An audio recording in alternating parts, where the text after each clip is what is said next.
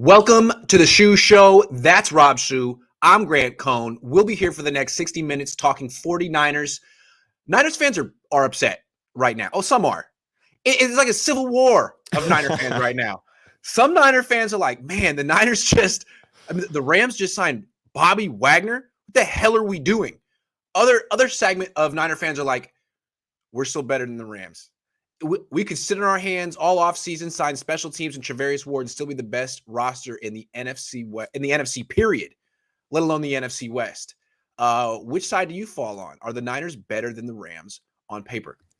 I mean, as shocking as it may be to those that know me well, I find myself in the moderate side of things, so kind of in the middle, right? I do believe, unfortunately, that when you look at the Rams on paper right now, I have to say, yes, they are better, but only because they have an established quarterback. To me, as soon as the 49ers prove what they have in Trey Lance, if he is a fraction of what I believe him to be capable of, I think all of a sudden they springboard in front. Because when I look at the rest of the roster, when I go through the depth chart of the Rams, other than the freaking big names that they've got, I see a lot of holes at some pretty important positions.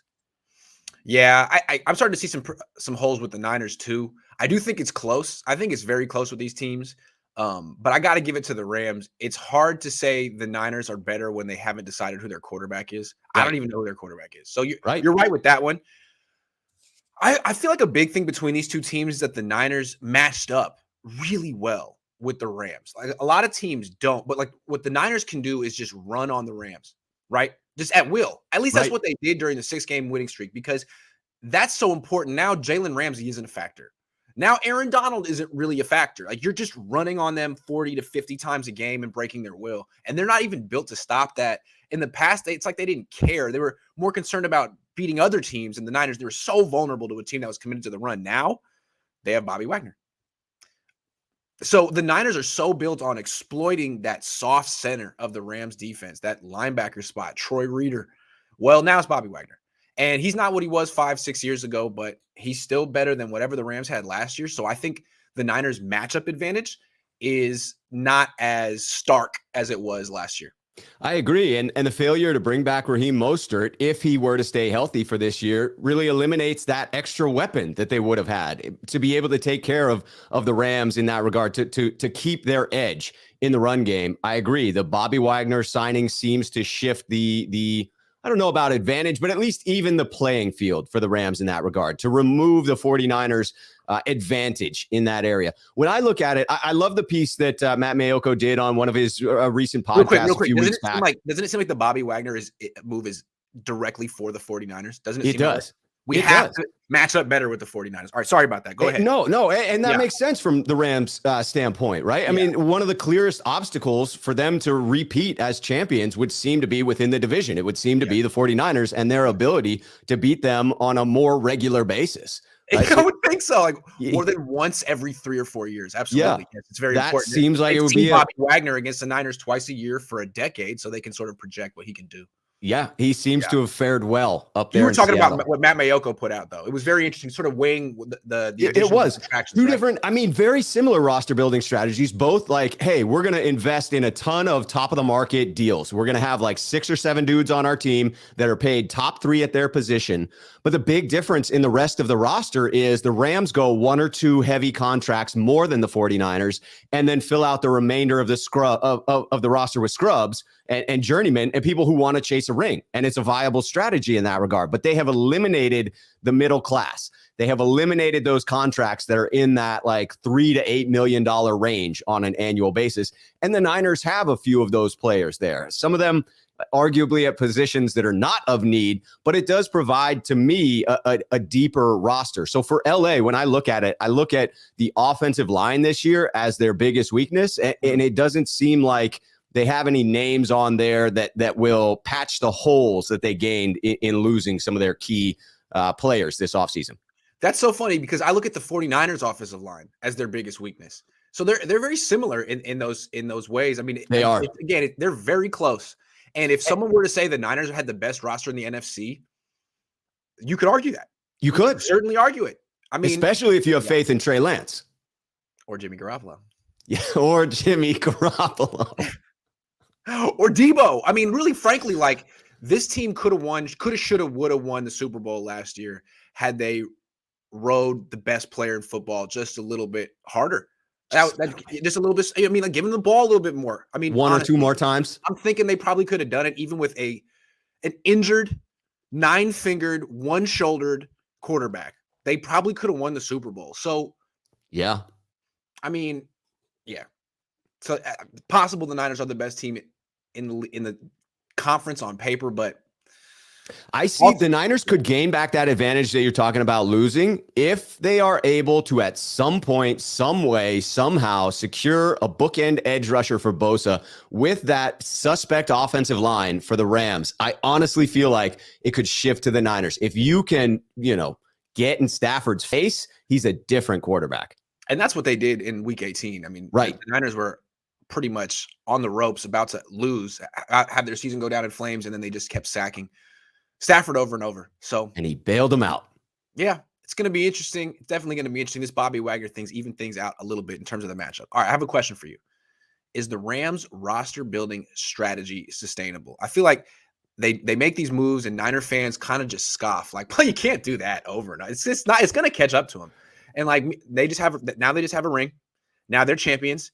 And it seems like they're not concerned in the least the way the 49ers are very cautious and conservative in their budgeting. So what do you think? Is the Rams roster building strategy sustainable?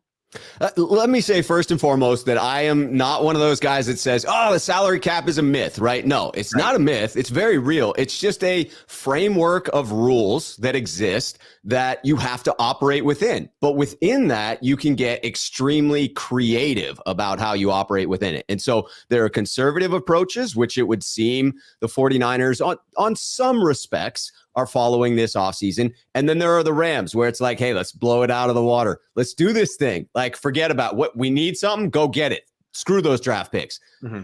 I think winning the Super Bowl allowed the Rams to continue to print money as they had.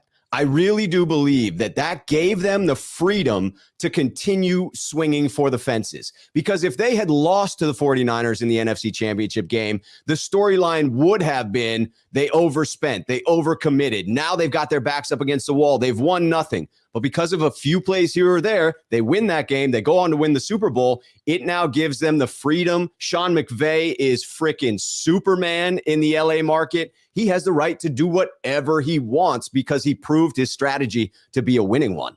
Absolutely. But the Rams have been committed to this strategy for a few years. Yeah, 3 or 4 now. First to it. Like the Niners, everyone used to do it the way the Niners do it. The Niners are kind of old school in the sense of like mid 2000s to early 2010s. And that was build through the draft. You build through the draft. You supplement through free agency. Why? Because the draft picks are cheaper. The free agent, you overspend in free agency. They used to say you can't win a Super Bowl in the offseason. You can't buy yourself a Super. Who were the teams that used to try to do that? The Washington, the Giants. It was we would always laugh at them like, you don't look at New England. You don't do that. Dallas. But there were a few reasons for that. One, the cap was way lower 10 years ago. Way lower. Also, there was this myth that it would ruin your culture, right? If you spend You're all not your paying money, your own guys. you got to pay your own guys. Right? They came up there. If you don't reward your own guys, you bring in these other, it ruins your culture. Well, that's been proven false. That's just totally false. The proof, sorry. Like that's ridiculous. The entire league has shifted in that regard. Everybody's all about business. Everybody's all about the bag, right? So yeah, they don't care. You're gonna get it somewhere. So forget that. And the other thing is the cap really is it's exploding. It's huge. I mean, barring years where there's global pandemics, I think that the NFL's these teams are looking at it as like, you know what? There's a cap, but like it's so why don't we just spend money and just backload everything and bank on there not being another global pandemic? That's pretty much what I want to say 10 to 15 teams in the league are operating like right now. And the Niners aren't there because they are doing business as usual with Parag. Yeah, and you heard Kyle Shanahan and John Lynch hint at this, that like, hey, we don't want to do this in free agency because you are overspending on those contracts. You mentioned that. But the problem is, not the problem. What I see it is it's only a problem to overspend on those players if you get it wrong. And so the Rams, like it or not, have made some key aggressive moves and gotten it correct in doing so. So if you overspend on a player who's really freaking good, but you overspend a little bit, that's offset. If you make a move like the 49ers did and make some misses in Malcolm Smith, Quan Alexander, like those sting. And now you've got a scar and you're like, well, we don't want to overspend in free agency, right? We'd rather be prudent. Also, when you overspend on a player in free agency, like in 2 years, he's under market. Like he would have been way even more expensive, right? So that's kind of that sticker shock is just sort of like that year. The prices are always going up, especially with the cap going up. Especially now, what the Rams have proven is like everyone says you have to build through the draft. Well, it makes sense. It totally makes sense. The problem with building through the draft is no one's good at drafting. It's so hard. And you could trade Khalil Mack for a bunch of first round picks. How many are you going to whiff on? How many are you going to spend on Damon Arnett? Seriously, like no one's good at this.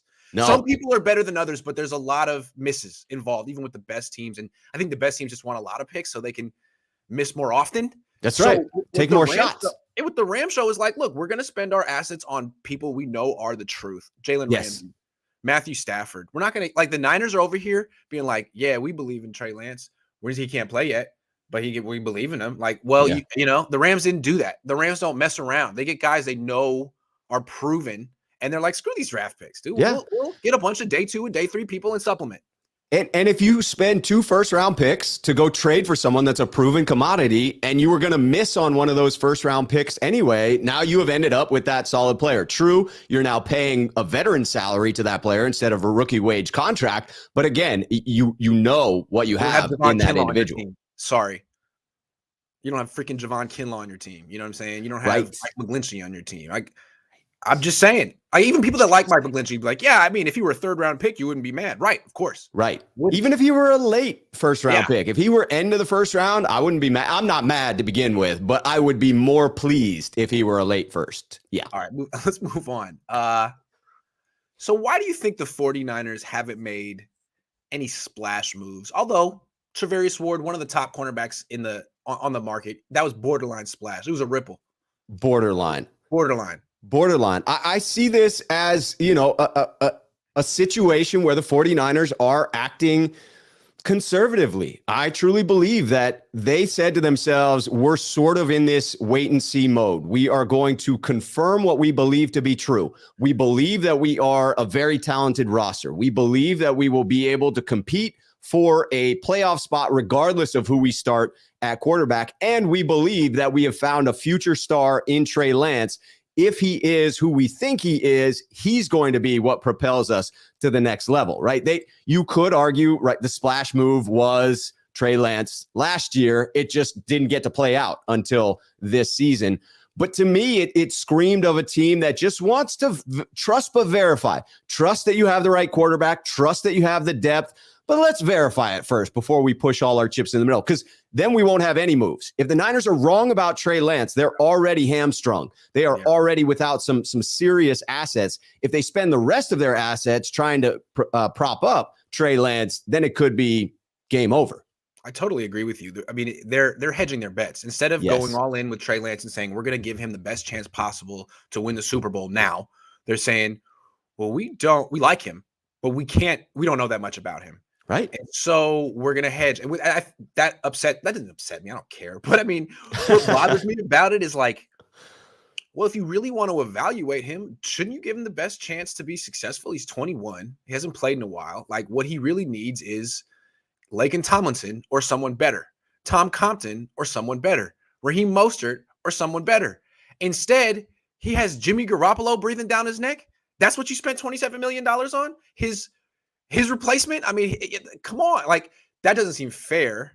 And I feel like if he were to get hurt or miss the playoffs or fall short of expectations, I mean, fan base will hammer him. Yes. Media will hammer him. I mean, people in the locker room could hammer him. Hey, man, I don't care how talented you are, how young you are. Jimmy Garoppolo is magical, and we win games with him, and you don't have that magic. So why do we do that? I mean, I feel like that's the tough part about it. The current asset allocation on the 49ers in putting so much into the quarterback room without a clear plan of action has created a situation where there's significantly more pressure on Trey Lance. And I get the idea that Kyle Shanahan says it, fans say it, John Lynch says it. Well, Trey Lance is a man. He can handle the pressure. Yeah, sure he can. Yeah. But why? Like, why are we testing him? Why are we adding that pressure? It's hard enough to be a damn starting quarterback in the NFL. Why do we need to add to that to make it more difficult for the young gentleman? How about we make it easier on him? I mean, exactly. Like, there's the metaphorical pressure that he's under, which is gargantuan. There's the actual football pressure that he's going to be under from pass rushers because Tomlinson's not there, because Compton's not there, because McGlinchey's working his way back. Like, how much more pressure could you put on this? It's let's like keep Jimmy there so that the locker room can call for him, so that the fans can call for him the second there's a bad play. Like, no. Yeah. So I guess that's why the Niners haven't made any splash moves. But here's the follow-up question. What would an aggressive offseason have looked like in your eyes? I feel like this, to me, if you had said to yourself, we're all in on Trey Lance, we are all freaking in, Grant. Like, we're going to do everything we can to make his first season as a starter the best season possible. You would have just gotten rid of Jimmy, right? The asset, great. If you could have gotten a third for him, great. But I think you would have looked at just dump him, just get the salary off. You take a fourth, you take a fifth, get the first quarterback chair filled with Jimmy so that it wasn't one of these other quarterbacks. And in order to do that, you would have needed to drastically slash your price, because I think that's what prevented teams from acting quickly. That, and obviously the shoulder surgery. You needed to have a fire sale on Jimmy Garoppolo and get that off the books. And then you could have turned around and immediately spent that money on impact players. You could have focused entirely on the defense to take the pressure completely off of Trey Lance, built a defense that is capable of dominating teams, dominating the opposition, such that Trey Lance just needs to have an average season while he gets his feet underneath him. You could have added Tyrann Mathieu, Stephon Gilmore, Bobby Wagner. Like, I think with $25 million, you could have landed those three free agents in addition to Charvarius Ward and the investments in special teams. And you can't tell me with a straight face that if you add Honey Badger, Stephon Gilmore in the nickel, and Bobby Wagner to our already elite defense, and then invested more in the draft, that we would not have one of, if not the best defenses in the league. Or they could have added more to the offense than Ray McCloud. Right. I mean, frankly, like, you're bringing in a new quarterback. He's young. He hasn't played much in college, high school. Usually what you want to do is surround him with as many good players as possible. You could have kept Laken Tomlinson. Yeah. Or you could have upgraded. Right. You could have kept Tom Compton, or you could have upgraded. You could have kept Raheem Mostert, or you could have upgraded. Like, those would have been moves that would have been real reasonable, and they would have set up Trey Lance for success. I think a lot of people say like, well, there's nothing the Niners wanted to do that Jimmy Garoppolo prevented them from doing. Well, fine. I don't know what they wanted to do. All I know is they have about the sixth or seventh best odds to win the Super Bowl right now. Had they done what you said, gotten rid of Jimmy Garoppolo day one and put that money into winning this season, they could have significantly raised their odds for a Super Bowl, even with an unproven quarterback. I think they could have been at 2 or 3. But the Niners were the ones that balked at their own quarterback. I mean, the Chiefs didn't balk. They saw one game of Patrick Mahomes, which wasn't even the greatest game ever, and they were like, boom, that's enough. We're getting rid of Alex Smith day one. I don't know. That's what an aggressive offseason looked like. It would have been. I mean, there are players out there. Allen Robinson is one that would have been a great big body target to get for Trey Lance. Instead, he goes down to the Rams, who are still spending big, right? Like, now, I will say, I think Charvarius Ward matches up well with Allen Robinson, but the Niners still can't cover Cooper Kupp. I do. I love the Charvarius Ward addition. Let me be clear that I'm not one of those fans that says, hey, the 49ers have really screwed the pooch on this offseason. I am irritated that we have dropped the ball when it comes to trading Jimmy Garoppolo. That to me feels like a foundational failure within the organization that deserves a little bit of heat. I'm not going to be calling for John Lynch to be fired. I'm not going to be calling for Kyle Shanahan's head, at least not at the moment. I would need far worse outcomes to get to that point. But I think it's very fair to be critical of their stance, because it seemed clear as day to me, to the fan base, to every team in the NFL that they wanted to get rid of Jimmy Garoppolo. So when that's the case, when you want to move on and you fail to do so, and now it appears that you're having to pivot to the point of threatening to keep the man on your roster for 2022, that's just wild. Yeah, you said like you're not calling for John Lynch or Kyle Shanahan's jobs. Me neither. I have in the past, but not. And I think to me, this is what's going on this offseason is it's a symptom of the tone that Jed York is setting. If Jed York was really upset the way we would think Eddie DeBartolo would be after like a missed opportunity like that, the Niners, he could say, hey, we got to win now. But Jed all offseason has been saying, hey, we could have missed the playoffs. We could have easily gone to the Super Bowl. We're going to keep doing business as usual. I love the culture here. I love the guys here. I mean, he recently gave Kyle Shanahan a 6-year extension. So he's cool. He's happy. The people underneath him, Kyle and John, have job security. Right. I just don't see, like, I feel like Niner fans are used to that 1980s, 1990s urgency from Eddie DeBartolo. That's not how this group works. They just went to the NFC Championship game. Everyone signed until forever. So they're like, let's just keep doing what we do. That's their attitude. And in fairness, you know, I mean, Jed did burn his hand on the stove in reacting too quickly to the Harbaugh fall off, right? To that conundrum. He reacted quickly, and he reacted wrongly in that situation. So this is him doing the opposite of that. And to me, I mean, right now, I'm comfortable with that idea that he is being prudent, hands off, and allowing things to unfold for Kyle Shanahan and John Lynch. I think that's a reasonable strategy from an owner. Yeah. Jed York. I don't know. What did I want to say about him before we move? I guess we should just leave him alone at this point. He's doing the best he can. I do agree with you, though, on the 6-year extension. I mean, if we're talking about, like, if we're talking about are the past couple of off seasons a direct result of Shanahan's 6-year extension, if that's the topic, yes, I believe absolutely that it's the job security that allows him to be as conservative as he's being right now. And I feel like I love that you brought up the Jim Harbaugh thing. That's what I wanted to talk about. So a lot of people feel like, well, Jed learned his lesson. Jed tried to be like Eddie. Jed tried to, set a hard standard. We only win Super Bowls. He ran off Jim Harbaugh. And then he's learned his lesson, and that's why he's been so patient with Kyle. It's either that or the fact that Harbaugh never wanted to be Jed's friend. Never even pretended. Ooh. It's like, dude, leave me alone. You're a loser. I don't want to be in the same room as you. I will give you the minimum politeness, but essentially this is my team. You need me. Back off. And I think Jed's whole thing is, no, this is my team. My parents gave it to me. I want to run this team. Okay. And I feel like Kyle and John just do way better job of pretending they're friends with him. Like, hey, you want to go out to dinner? Okay. Like, we could do it one time and let's take some pictures. So prove it happened. Like, I think they're just so much savvier, whereas like Jim Harbaugh just couldn't freaking fake it. Yeah.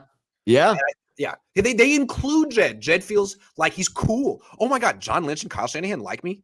They come over to my house for dinner? Yeah. First of all, no, they don't. Second of all, they're really good at making you think they do. And I think they're just way more savvy. Harbaugh didn't have time for that. Harbaugh is not subtle.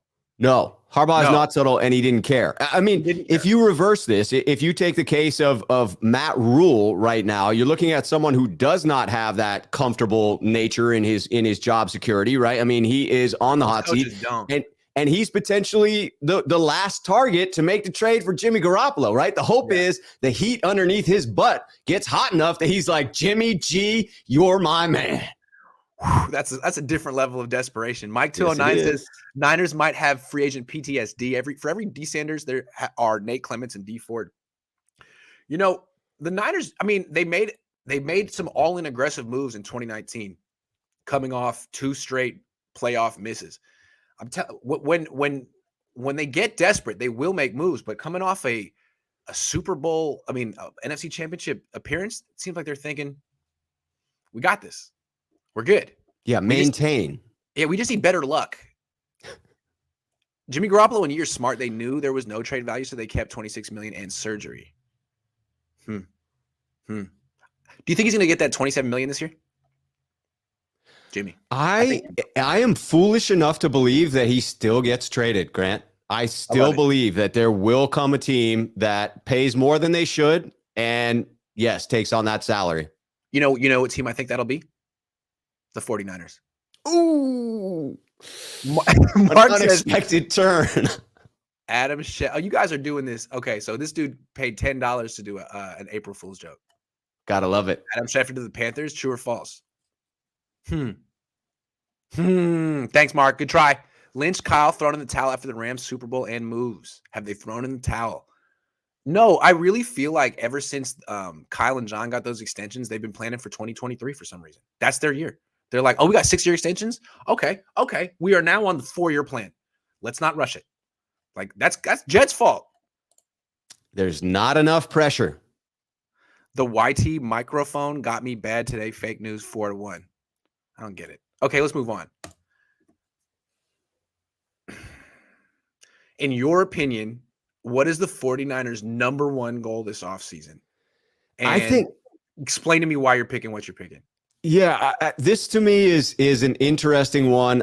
To me, their entire goal for this offseason is to simply verify that they didn't ruin their careers with last year's first-round pick. Like, they are literally taking this offseason as a wait-and-see approach. To me, it's like, hey, we took the big swing last year, so we don't need to take another one this year. Let's just wait and find out whether we made contact with the ball with the swing we took last year. That's interesting that you're thinking about it in terms of Lance. I'm thinking about it in terms of Jimmy. For whatever reason, it seems like the number one thing for the Niners this year is to get something for Jimmy Garoppolo. Like, they even said we'd be cool just moving on to Trey Lance. Kyle Shanahan said that. Like, that's why we're trying to trade Jimmy. We're ready to move on to Lance, whether you believe him or not. Yeah. But it's like, why does it matter what the return is? If you really, really, really believed in Trey Lance, what's the difference between a 3rd-round comp and a 4th-round pick and a 6th-round? Like, who cares? You do. That's literally what I have here in my thoughts as well. I'm taking it from the other angle of Trey. They invested so much in Trey. They need to find out what they have there. And that's what makes me incredulous around the idea that they're so heavily invested in getting something for Jimmy. Like, if your top priority is Trey, just get whatever you can for Jimmy. It doesn't matter if it's a 2nd-round pick or a 4th-round pick. It's all about Trey. Getting Jimmy out of the locker room is addition by subtraction. Getting his money off the books is addition by subtraction. Addition by subtraction, 100%. And it's like, it's not even a pick you're going to get this year for Jimmy. It's a pick you might get next year for Jimmy. Right. And to me, that is their number one goal this offseason, getting something for Jimmy. And like, why?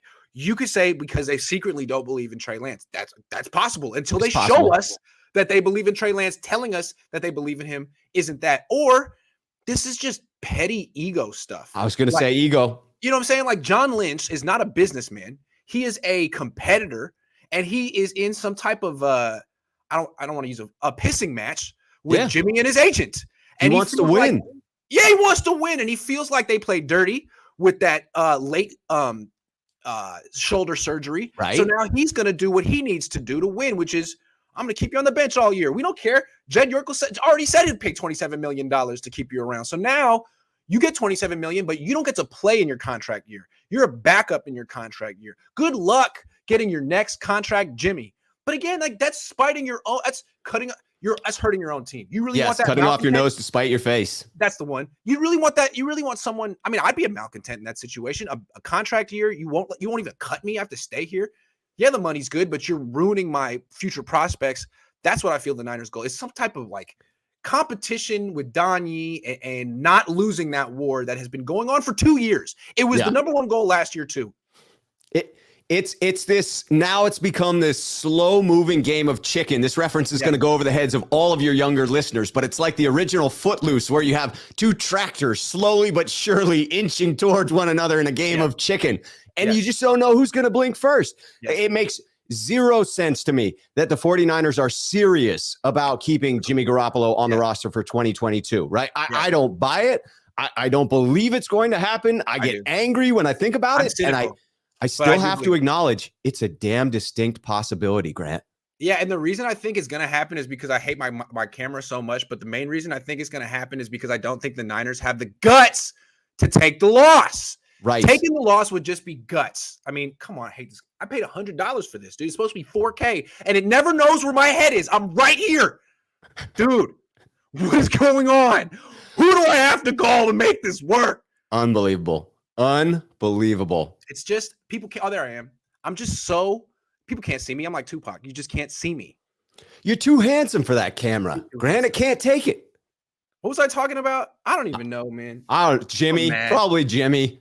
Probably what Jimmy. What else are we talking about but Jimmy freaking Garoppolo? No, I agree that it has come down to this war of egos. Who's going to blink first? And I mean, I'm flabbergasted by the fact that we are still here, still having to talk about it, and legitimately considering Jimmy being on the roster in 2022 and a camp battle to see who's our quarterback. When they traded for Trey Lance, I was like, wow, this is so cool. The Niners are like cutting edge again. Like they get it.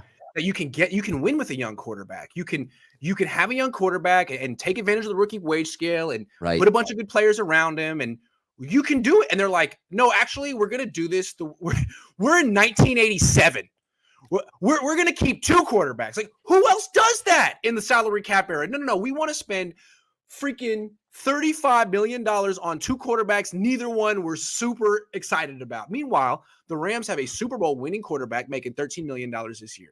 I really thought the Niners got it, but now it's like, nah, let's just waste all of Trey Lance's rookie deal on him developing and then maybe play him for 6 games at the end of his rookie deal like we did with Jimmy, get like a really small, inaccurate snapshot of what he can do, make him the highest paid player in the league, and hope for the best.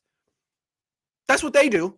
It's unbelievable. It's this combination of strategies that make neither one terribly effective, right? It's this like, hey, we're going to continue to build through the draft and we'll take this big swing on Trey Lance, but then we'll hedge our bets by keeping the other quarterback around. And so we took a big swing, but we're not taking advantage of the rookie wage scale. And it just leaves them in the middle where they're not committed to one strategy or the other. Where I fundamentally agree with you is both quarterbacks too. It does a disservice to both quarterbacks. It does. You know? And to me, what it comes down to is this has boiled down to ego. To me, I think that is clear that if the 49ers just admitted, hey, you know what? We overvalued Jimmy. I was guilty of it too. Like, I have to admit, I was wrong. I did not see the quarterback's musical chairs playing out the way that they did. I don't think anyone could have accurately seen that in that short time frame. Tom Brady was going to unretire. Deshaun Watson was going to be cleared of the criminal charges. Matt Ryan was going to move because the Falcons flirt with Deshaun Watson and now he's uncomfortable. There's just no way you could have foreseen it.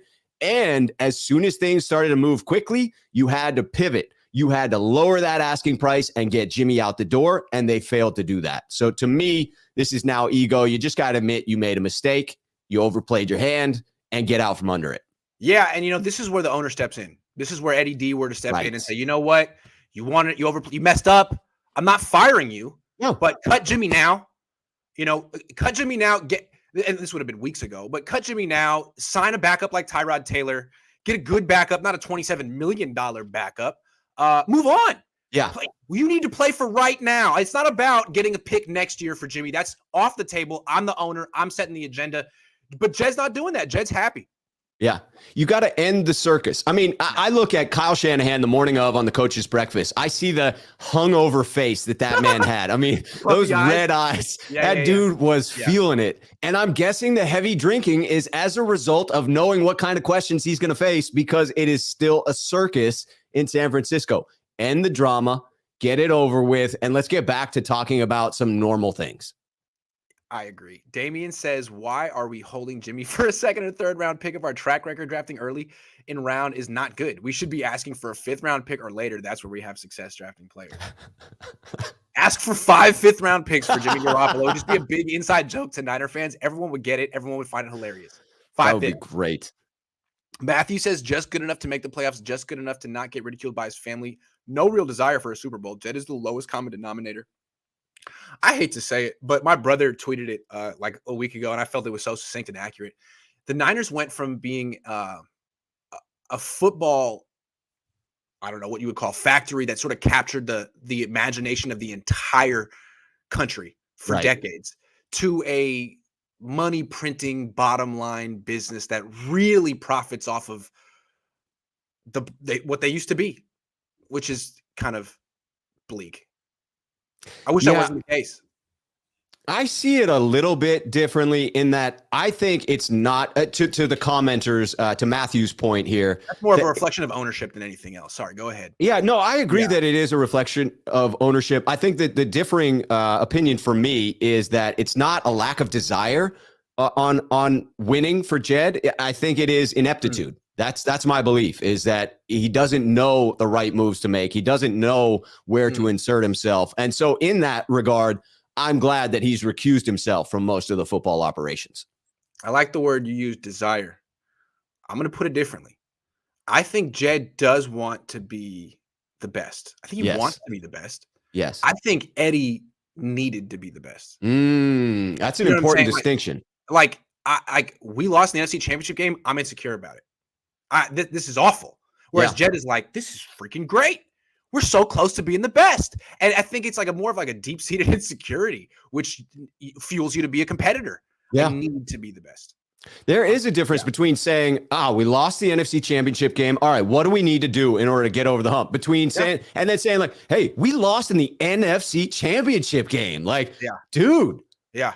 Just get back there. We're one of the 4 best teams in the league. Yeah. And the team that beat us, we had beaten 6 times prior. And we almost beat them if, a couple things go different. Like, you know what I'm saying? And then they went on to win the Super Bowl. So basically, we're de facto Super Bowl winners. And that's how Jed thinks. Yeah. Whereas Eddie thinks, wow, what an amazing opportunity we blew. Right. Let's make sure that never freaking happens again. Right. Ever. How do I fix this? We should have won the Super Bowl, and I'm pissed about it. Jed's like, we could have won the Super Bowl, and that's amazing. Isn't that fun? I'm sorry. That's not what he would say. That's not what he would say. No. And you wonder, Eddie won 5. Like early on in his career, would he have been a bit more like Jed? Is Jed capable of growth? I don't know. We'll see. Eddie fired Bill Walsh multiple times and rehired him the next day. Eddie was out of his mind. Crazy. In a good way. Like Eddie was, his standards were the highest. They were impossible. He fired Bill Walsh multiple times. Oh, you didn't win the Super Bowl? You lost a game in the middle of the season. You're done. All right, let's talk about. Sorry, you're out. My bad. Did that all the time. Crazy times. El Jefe says, are they invested or embarrassed over Jimmy Garoppolo contract? Oh man, yeah. Give a guy $110 million and cut him. I don't know what it is, but doesn't matter. It's so beneath where the Niners need to be. 3rd round comp picks, like just move the hell on. You're a $4 billion franchise with Super Bowl aspirations. Look to the future. Michael says smoke Monday safety from Auburn. We need a thumper next to Ward. I choose violence. Also, Alec Pierce, wide receiver Cincy, and Tyler Goodson, running back Iowa. I've been watching Alec Pierce. I do like him. I would like a ball hawk next to Jimmy, actually. Yes. That's me. I want Jalen Petrie. I want to trade up to get Jalen Petrie. Wow. See, trading up. I would have liked to trade up. It would have been easier if the Niners gotten a pick for Jimmy Garoppolo. It would have. I thought we were going to use the pick we got for Jimmy Garoppolo to get Jalen Petrie. See, people don't even talk about this. But here's another cost of not trading Jimmy. Had they traded Jimmy, you could have got a 3rd round pick, maybe a 4th. Maybe that's more ammo. And then you could have had all the cap space. You signed 3-4 starters. Those are 3 things you don't need to draft. So absolutely trade up. Now I'm thinking, man, they might need to trade down. Yeah, like they might need another pick in round 3. So yeah, Jalen Petrie's great though. He was so silky smooth watching him at the combine. He was right next to O'Neal, who's much more of a physical specimen, who also gets linked to the 49ers as a potential safety to be drafted, Leon O'Neal. But watching them back to back in the drills, like it was just night and day in the tightness in the hips, the ability to grab the balls out of the air. Like it was crazy to watch Jalen Petrie. He strikes me as a ball hawk. Okay. Next topic, the Niners are showing a lot of confidence in their depth this offseason.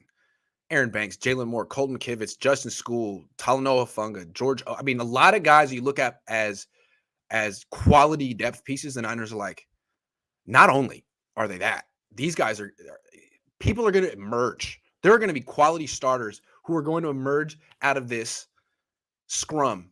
What do you think of that confidence all of a sudden that was not here at all last year for young players? From the outside looking in, it strikes me as getting cheap, right? Well, we've got to build out this roster with this massive 25 million sitting on the books. And so how do we do that? Oh, great. Well, let's just have some competition. Yeah. Let's have some competition. Yeah. Tart's not coming back. Great. Throw a bunch of bodies at it, some inexpensive bodies, and hopefully somebody rises to the top. Yeah. No clear answer at either guard spot. Great. We've got a lot of depth. And the Niners do. Like, I want to applaud them for that. I don't want to. Yeah. I don't want to be completely one-sided on this because I like to think of myself as being very moderate in my takes, and that's who I am. I like to see both sides of the equation. So I will give the 49ers every bit of credit they deserve for having built out a deep roster. I do think they have done a great job of building depth on the roster. Mm-hmm. Simultaneously, I believe it's a complete mistake at a couple of key positions going into a year where you have Trey Lance starting for the first time all year, hopefully. It's a mistake not to have somebody there opposite of Jimmy Ward. It's a mistake not to at least have a veteran locking down one of those guard positions. So to me, it's getting cheap. I agree. I mean, look, you have a fantasy of the 49ers trading up for a defensive back in round 2. Like, do you understand how much that's not going to happen? Yes. It's never going to happen. These are the 49ers. They don't take DBs before round 3, let alone trade up for them. What they're going to do is start George Odom at safety. And they're going to be like, he's a great tackler. Yep. Hell of a tackler. Yep. Period. Plays well in the box. He can move pretty fast. He could cover some ground. Is he good in coverage? No. But we're going to put Jimmy Ward in coverage anyway. So hell of it. All they really care about in the defensive backfield is size, speed, and tackling ability. Right. That's it. I mean, you're not good in coverage? Who cares? At least we got Jimmy Ward for that. So, and if you don't have him, they have Talanoa Hufanga. I think they're looking at strong safety is not a need at all. They addressed it. I agree. I think they've locked it up. And then done. And then at offensive line, people are like, I mean, I'm wringing my hands about it. I think it's a big issue, but I think they're saying, well, we like Colton McKivitz. We like Jalen Moore. We like Aaron Banks. We like Justin School. Like, okay. Are you sure? You could like them, and you could probably win a bunch of games with them in the regular season. Are you winning a Super Bowl with that? With Trent Williams and 4 question marks? Is that good enough? Because both the times you come up short, your offensive line has been putrid, as bad as your quarterback in the fourth quarter, right? Like Jimmy was bad in the fourth quarter. He had no time to throw. His last throw was a backhand shovel while falling face down to the turf, right? That was his last throw. Painful. Not 100% his fault. I mean, it's his fault for not being more athletic, but I'm just saying. And is that what they're banking on? That if you have a more athletic quarterback there, that it's not as paramount to protect him from interior pressure? Because I would argue, I don't care who your quarterback is. That interior pressure that comes directly through the guard into the quarterback's face is tough to deal with. So if the 49ers are right about this, if they have correctly assessed the value of those depth players and their ability to step into these starting roles, I will freely admit that I was wrong to criticize them, and they will be the smartest people in the room because they now will have filled those spots for value. And that is important, but it only matters if they are appreciating value throughout the rest of the roster. And right now, when you're paying $25 million for potentially a backup quarterback, you are not appreciating value. So you're forced into these value decisions out of necessity because you didn't appreciate value within the quarterback room in getting rid of Jimmy Garoppolo and getting that salary off the books. I just think it's a bad look to your fans, to your locker room, when it's obvious that you didn't do everything you could to give yourself the best odds to win the Super Bowl now. Right. It's just, and it brings up so many questions like, why? I mean, I understand you want to plan for the future, but you also want to give yourself the best chance to win the Super Bowl now every year. And you can't tell me that keeping $27 million on the bench for a backup quarterback is the way to do that. They're trying to sell it as like, hey, having a good backup quarterback is not a bad thing. No, it's not a bad thing. It's better to have a good offensive line. Are you kidding me? I'm not an idiot. Your fans aren't idiots. Like, come on. And your players aren't idiots. At a certain point, if this drags on into training camp, week 1, week 2, aren't some people in the locker room be like, what are we doing? What is this? Where's the commitment to now? Because the NFL is not for long, right? A lot of these guys, I mean, Trent Williams is about to be 34. Not for long. And the Niners are good right now. That's what the frustration is on my point, is that they are good. They are a playoff team. They are a deep roster. And on top of that, they could be more aggressive. So if we have another season where things break our way and we end up in the NFC Championship game, my question is going to be, dude, if we had added those one or two key free agents during the summer, would we not have won the Super Bowl this year? Yeah. Yeah. And it's like, to come back to the beginning of the show, are the Niners better than the Rams? It's debatable. But what you can't argue is that the Rams do everything in their power to give themselves to put their best foot forward that year. Right. And I mean, they had to lose some guys this year. They couldn't afford Von Miller. They couldn't afford Robert Woods. They had to make some tough choices, but they didn't just be like, you know what, next year is our year. They do everything possible, and the Niners, frankly, don't. They're trying to sail to Venezuela and Canada at the same time. They got in the boat and had two different courses that are opposed to each other. It's hard, and yet they're so close. They're so close to where they need to be. All right. We have 15 minutes, two more topics. Finish the sentence. The 49ers will go as far as their blank takes them. I mean, this is a tough one here because, I really want to say quarterback, but I'm not going to, because I believe the limiting factor, regardless of who's quarterback, and that's going to be Trey Lance. Let's be very clear about what my opinion is on that. The 49ers will go as far as their head coach takes them. Wow. Does he outsmart himself? Can he get out of his own way? To me, he has got to commit to Trey Lance, and he has got to design an offense that works for Trey. It's all about making Trey comfortable back there. It's all about the progression of Trey Lance. It is all about the quarterback position. The 49ers just needed moderately better quarterback play last year, and they would have made it to and won the Super Bowl. I believe that Trey Lance is capable of that, but I do think that Kyle bears some responsibility for Trey's success. So part of that is making sure that Jimmy isn't sitting there causing splits in the locker room or the freaking fan base. Again, I go back to this idea. Yes, Trey's a tough kid. He can handle all the added questions, all the added pressure. But I want to know, why do we need to add this stress? It seems unnecessary at this point. Let's set him up for success. It's a good answer. I mean, it's the right answer. Kyle Shanahan's decisions are the reason the Niners are as good as they are and the reason the Niners haven't been able to get over the hump. I mean, that's pretty much who the Niners are. I'm going to go a different answer here, but this answer is a symptom of his decision-making, a symptom of this offseason. He's a terrific play designer.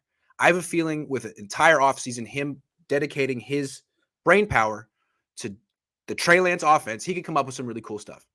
So even with the most creative play designer, even with the most dangerous weapons in Debo and Kittle if he's healthy and Ayuk, even with all of that, nothing works without a good offensive line. The best ideas fail without a good offensive line.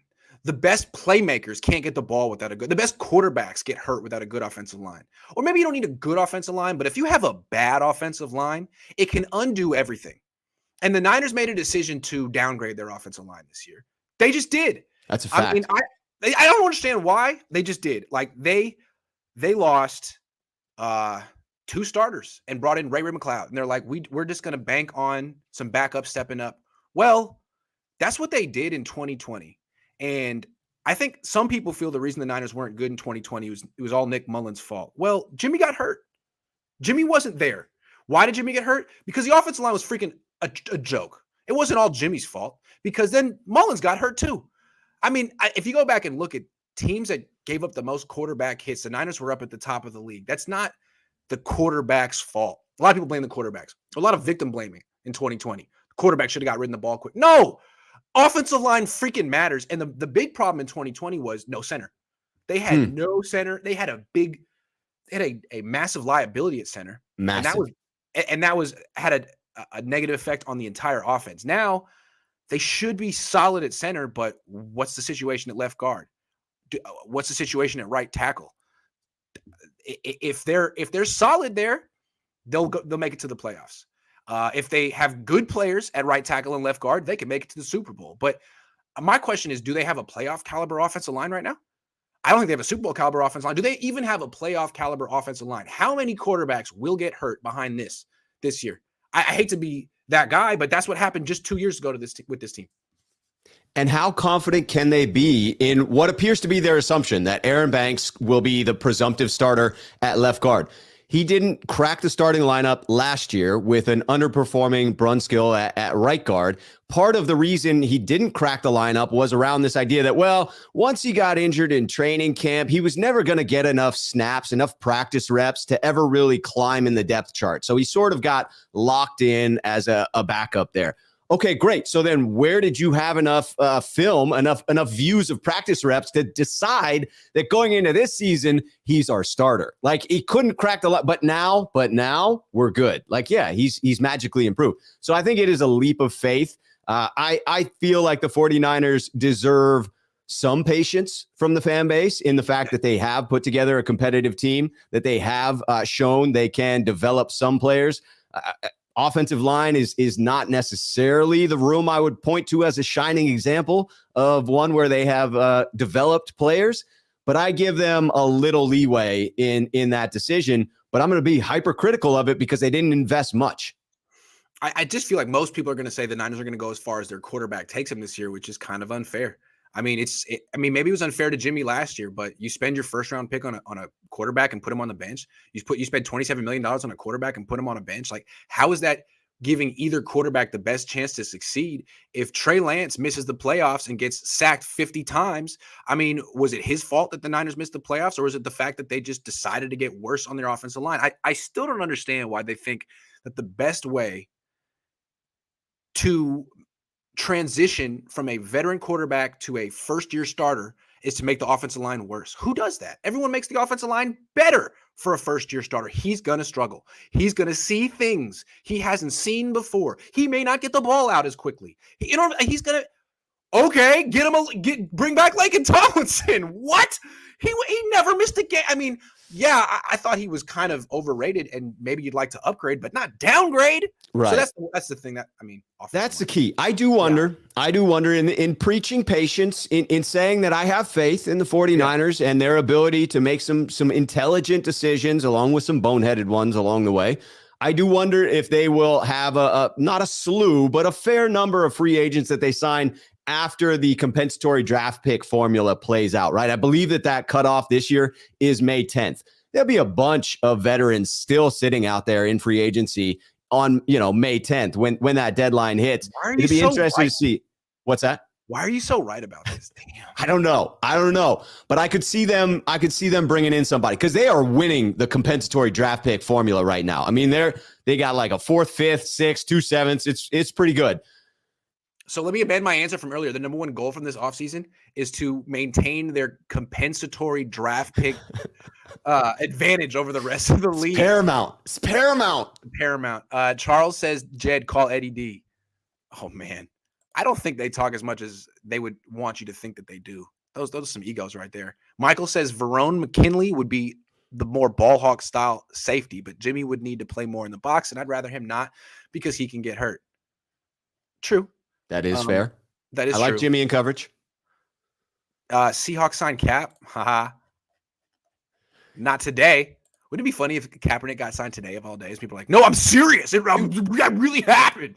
It would be great if Jimmy got traded today on April Fools. Come on, Niners. Tinker says the Niners will go as far as their Grant Cohn takes them. I wish. Quality control. Dude, you got a big role, Grant. Underrated. Big role. Yeah. I mean, listen. If it weren't for you and your words of chiding towards Deebo Samuel, do you think he would have had the season he had last year? No. He played the video of you talking trash, and that fed him throughout the offseason. That's why I'm concerned about him and the 49ers this upcoming year. Now that I'm blocked, I worry that he won't get the necessary fuel that I provide. But that fuel has shifted to George Kittle, who now has to hear about being traded on a regular basis is going to drive himself to the brink of destruction just to prove that he's got it left in the tank. I'm shorting the rest of your career. I'm betting heavily against you. And what's funny is the last time I told him what to do or bet against him 2 years ago when he was coming back from that broken foot, I told him not to play, just to practice a little heart out.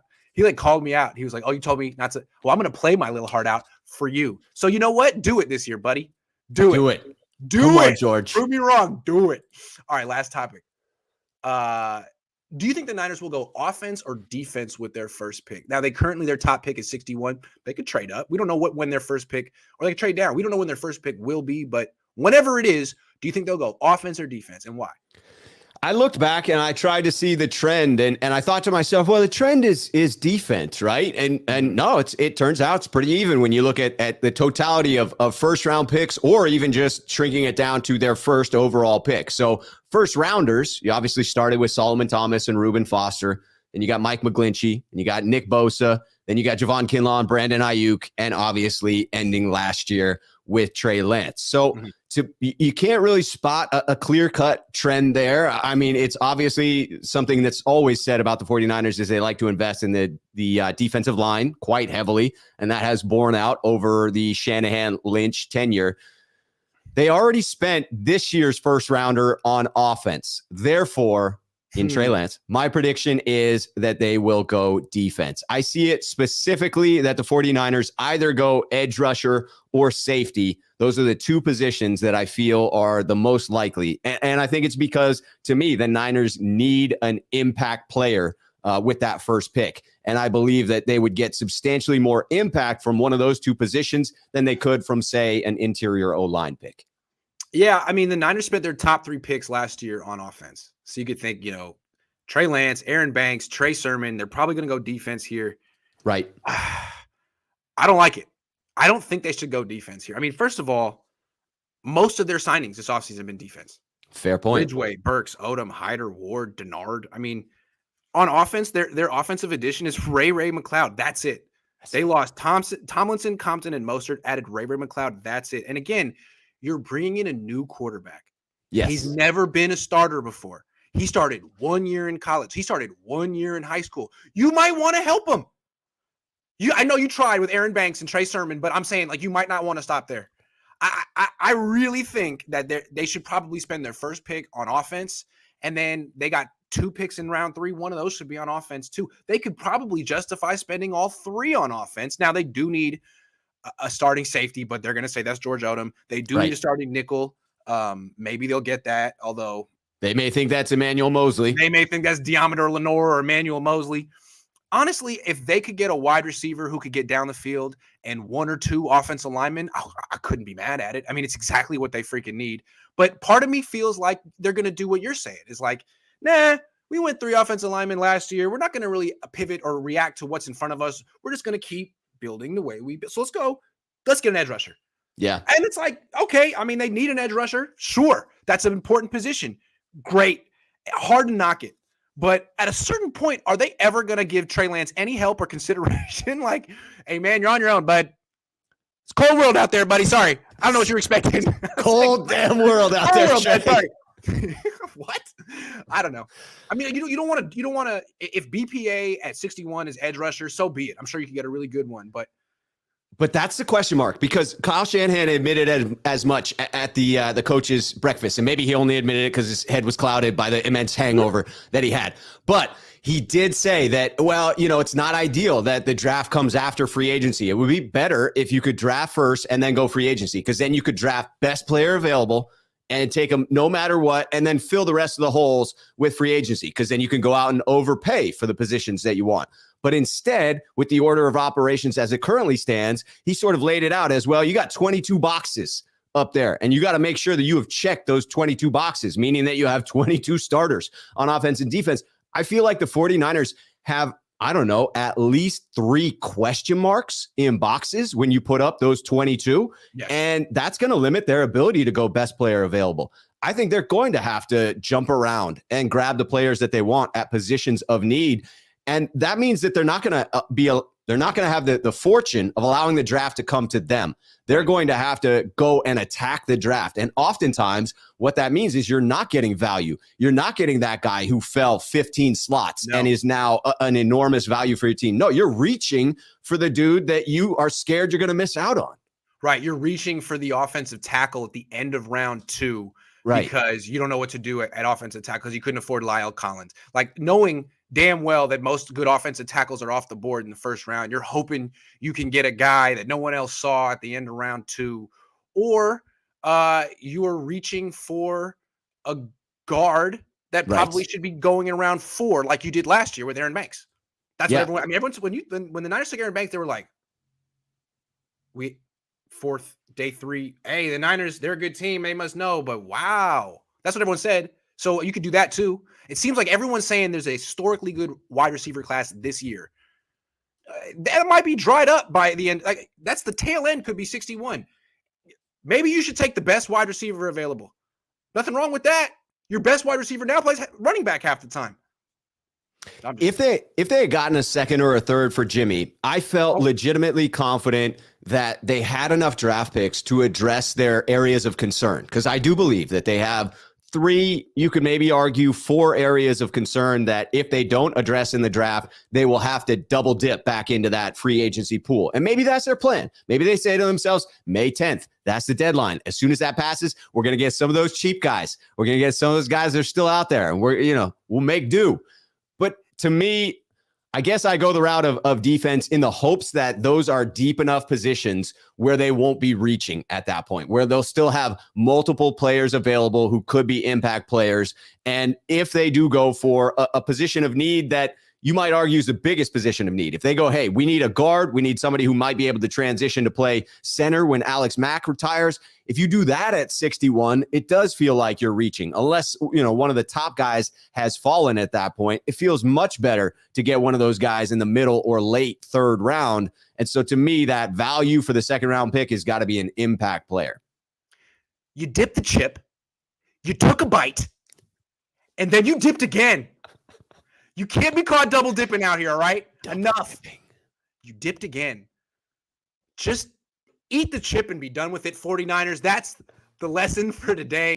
I think that applies to Jimmy Garoppolo in your offseason somehow.